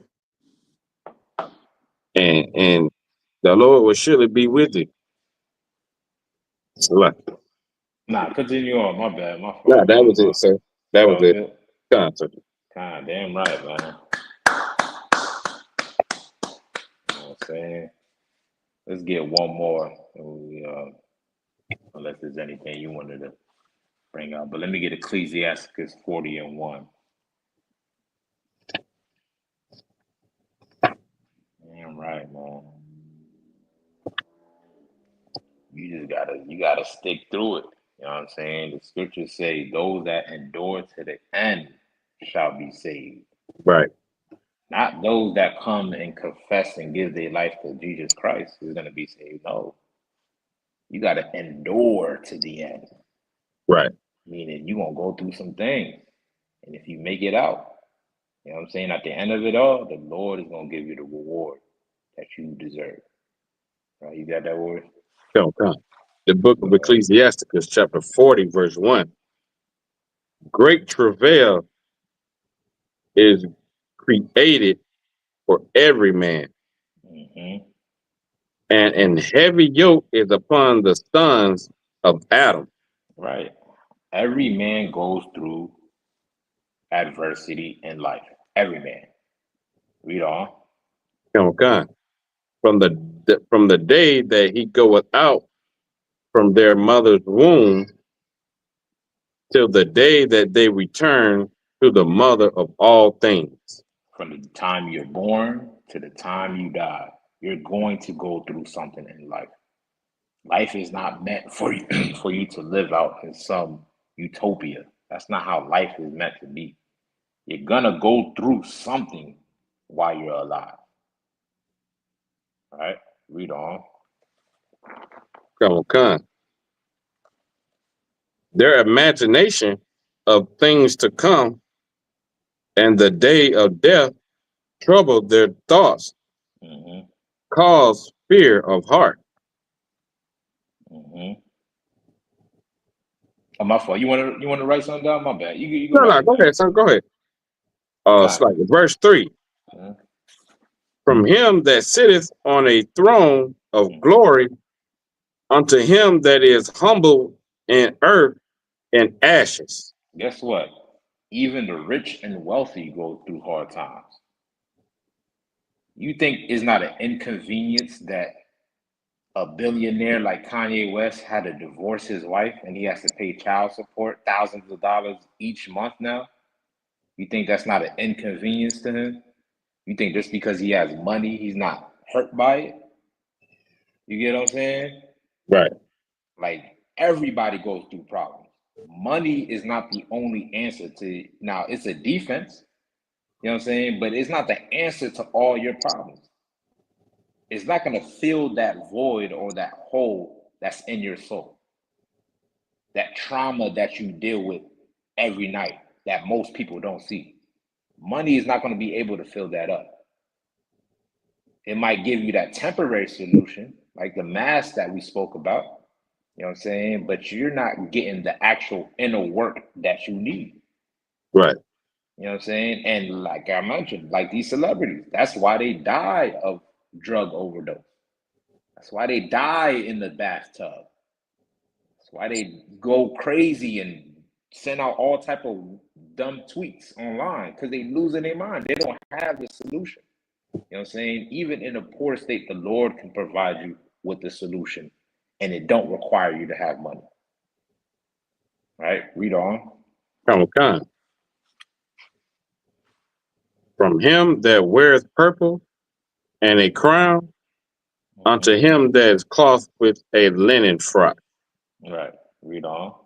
Wrath and envy, trouble and unquietness, fear of death and anger and strife, and in times of rest upon his bed, his night sleep do change his knowledge. Right. Like the Bible is letting you know this is the human experience, right? This is what you're going to experience as a human. All those things. This is part of life. It's part of what's going to make you who you are. Right? Read on. Verse 6, a little or nothing is his rest, and afterward he is in his sleep, as in a day of keeping watch, trouble in the vision of his heart, as if he were escaped out of a battle. When all is safe, he awaketh and marveleth that the fear was nothing. Guess what? If you don't go through something tough in the real world, it can possibly happen in your dreams too. You get what I'm saying? Like that's how detailed that the Bible is trying to let you know that you're going to go through something. Bad dreams happen to everybody. You're human. You get what I'm saying? And it's very unfortunate for us to have people like these pastors in the Christian church who sell you a false dream, who sell you false hope like it's a drug. That's all Christianity is. It's a drug. You get that quick high every Sunday, your quick fix, but you don't get no answers to your problem. You know why? Because they're not teaching you how to fight. Life is about war. You was put on this earth for you to overcome the things that you go through in life. That's what life is all about. Right. This is how it's done. The Bible is trying to tell you that. You know what I'm saying? Don't listen to your pastor. You can still hear me? Okay. Okay. Yeah, my headphones out. But yeah, don't listen to what your pastor has to say. You know what I'm saying? They never give a damn about the community, and they never will. Right? Read on. Okay. Such things happen unto all flesh, both man and beast, and that is sevenfold more upon sinners. Can you read from that top one more time? Such happen to all flesh. Can you start from that part? Okay. Verse 8, such things happen unto all flesh, both man and beast. Both who? Man and beast. Read on. And that is sevenfold more upon sinners. Is what? Sevenfold more. Upon sinners, man. All men go through hard times. Meaning all humans is going to go through some adversity in your life. You're going to go through it. But guess what? It is 7 times worse for somebody that don't fear God. It's 10 times harder for somebody who just rely on drugs rather than relying on God. You're gonna go through it. Don't be afraid of the problems that you're in during this lifetime. You was made to overcome it for you to be a greater person. This is how you build your character. This is how you become great. by fighting all of your problems, facing your problems, not running away from them, not hiding from them, not turning to the world for a temporary solution, but actually go to them face to face and conquer it. So that way, when you overcome it, guess what? You'll be the leading example for the next brother or sister that's going through it. Because you conquered it, now you're able to teach them on how to conquer it as well too. And now we got a whole nation that's beginning this healing process. All because of one person that was able to conquer it. Let that one person be you. All right, we talk about generational curses. Well, let it stop with you then. Let the generational curses stop with you. All the trauma that we dealt with, there is a solution. You know what I'm saying? And it comes with serving God. The solution comes with you not eating pork. The solution comes with you not celebrating these wicked holidays. The solution comes with you not joining yourself unto these religions. And you'll find yourself better and stronger at the end of the day. All right, so with that, I don't know if you wanted to add anything, Chaanak, you know what I mean? Feel free to do so. You got it, sir. Heavy. It's a wrap. The wrap, sir. Most I Christ, man. Go ahead and get it, man. You can close it out, man. Go ahead. You got it. It's your show. So with that, we're going to end tonight's class. We're going to say Yahawadah to everybody that's in the chat, Yahawadah to everybody that's online. You know what I'm saying? Like, share, subscribe to ISUPK Orlando, ISUPK Florida. You know what I'm saying? With you know what I'm saying, Passover coming up. I know everybody have a lot to deal with it. This is the perfect time to test your faith and what's going on. You know what I'm saying? This is the perfect time to execute what you've learned. You know what I'm saying? That what kind of mindset you need to be in facing adversity. You know what I'm saying? So how about Shema Shebaraka Thumb to the brothers? Yahawadah Shemada Thabashim Yahshua to the sisters. Everyone say shalom, Israel. Yahawadah, y'all. Like, share, subscribe.